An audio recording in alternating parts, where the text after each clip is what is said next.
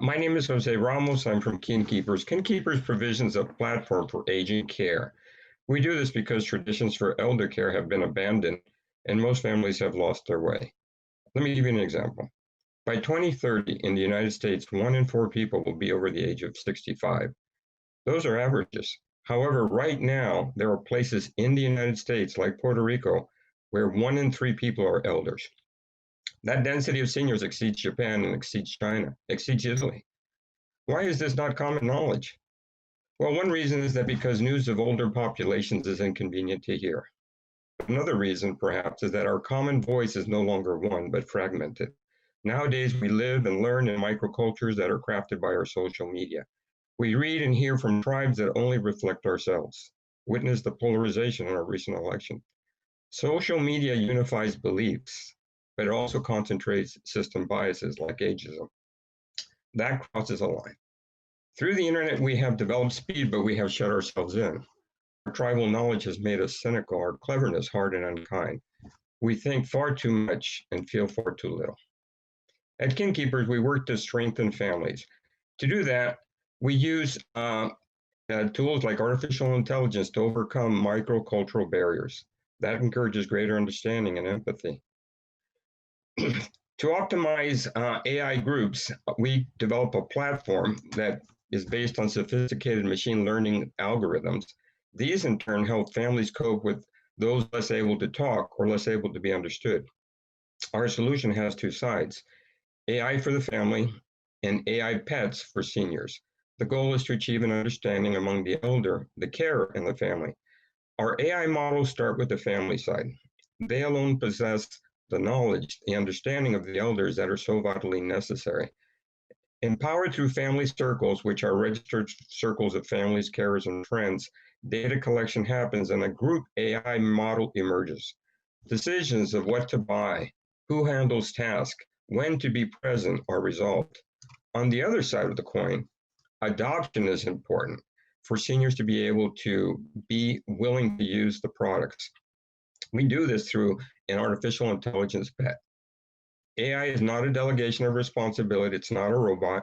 It is only a way to merge and optimize all the opinions, even when those opinions change. Let me explain how it works. At Kin-Keepers, we make elder inclusion happen with an AI pet.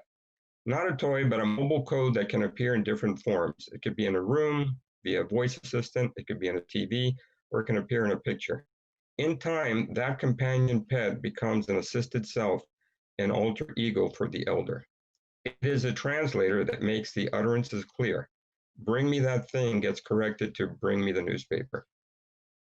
I hasten to say that AI is not a silver bullet. The common challenges of our day cry out for its adoption. Using artificial intelligence, we can free ourselves from microculture biases such as ageism and guide us to elder care for a way that creates less frustration and more happiness for all those involved. But why should we stop there? Our oceans, our climate, our biodiversity are all voiceless too. Why can't the same group AI models that empower families find ways to be used for them? Kin-Keepers is fortunate that we have hit upon group AI for elder care, but the time for group AI in other crucial areas can no longer be abandoned, avoided. It is here now. Thank you for that.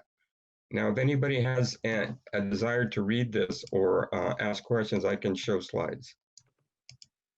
Thanks, Jose. I have to tell you, we had so many pitching sessions throughout the year, and I think you were the only pitch without slides, which is very unique. So, but you have the slides for the questions. So I'll ask you any of the judges. Yeah, please, Jose, tell me. Yeah, I put in the comment window those who want to read this, but if you want to watch slides, I can also share slides through the Q&A. Awesome. So any questions from Sarah, Joseph, Carlo, Tanya? Yes, Tanya, please go ahead, and then Sarah, and then Joseph. Hi, Jose, thank you very much for that. I think that everyone supports the aim and is aware of the huge problem and the impact that COVID has had on elderly populations worldwide.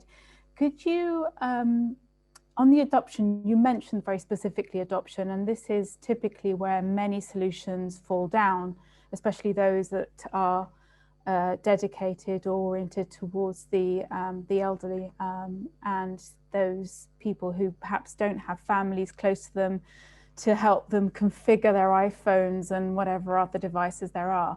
Could you tell us a little bit more about how you address that? Because you mentioned it, but I wasn't quite clear on how you address it. Yes, and I'll try to share a slide if that helps. You put your finger, I think, on the most important aspect. You can develop products for anyone in the senior care market, but if they fail to adopt it, it winds up being a hearing aid that is necessary for somebody who can't hear that goes into a shelf. They simply don't adopt it. That problem is pervasive in the age tech community.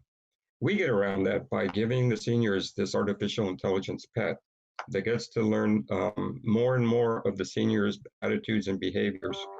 And increasingly, it leads the senior to follow them towards adoption. It cajoles them and it helps them understand why they should be using a device. For example, if a senior is not wearing a hearing aid and is watching TV, and that TV now is too loud for the rest of the audience, our artificial intelligence pet will nudge them and tell them in their ear, your volume is too loud. Maybe you should try that hearing aid.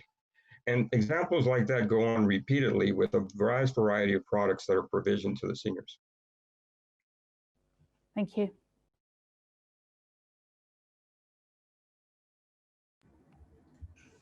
Can you share a little bit more about your sort of hero scenarios? Like, what are the first couple, like what you just said with the volume, what are the first couple key scenarios that you're making work with this? Yeah, so right now what happens is that seniors that are put away in, say, nursing homes start suffering what we call identity erosion. You know, they lose access to family and friends. A lot of that is because elders live in a world where family and friends are dying off, and they find themselves less surrounded by people who understand them. And then they find themselves ultimately in a situation that their very families are the ones who don't understand them and wind up shunting them off to institutions where they are unable to be heard and understood. So what we do is we work with nursing homes. Right now we have a trial going on in North Carolina, in the state of North Carolina in the United States, with 1,000 citizens in 100 different nursing homes. And what we try to do from there is show the nursing home staff that if you simply give a pet to a senior citizen, you can now open up communications. You can get rid of having to use chemical restraints that come out when seniors are facing sundowning. When the sun goes down, seniors that have Alzheimer's or dementias wander into confusion. You can simply avoid that by lowering the shades or provisioning a pet that reassures them that it's not the end of the world, that they're going to be safe. So things like this is what we are doing right now in our trials to get the AI pet to work and lead to it being a trusted companion by the seniors and ultimately being adopted.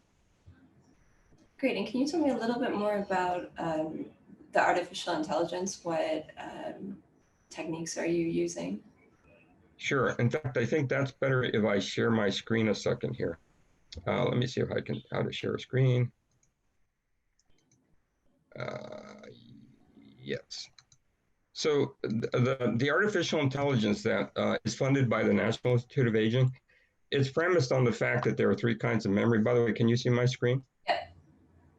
Yeah, there are three kinds of memory. As we advance in age, the types of memories that fade are the first two. The ones that pertain to names and places and objects, that fades, and it happens actually by people even when they're 65. 15% of the population are starting to have mild cognitive impairment. By the time you're 85, 1 in 2 people will have dementia. Next that goes is the functional procedural memory. You forget how to drive a car, but you can still know what a car is. You just don't know how to drive it anymore.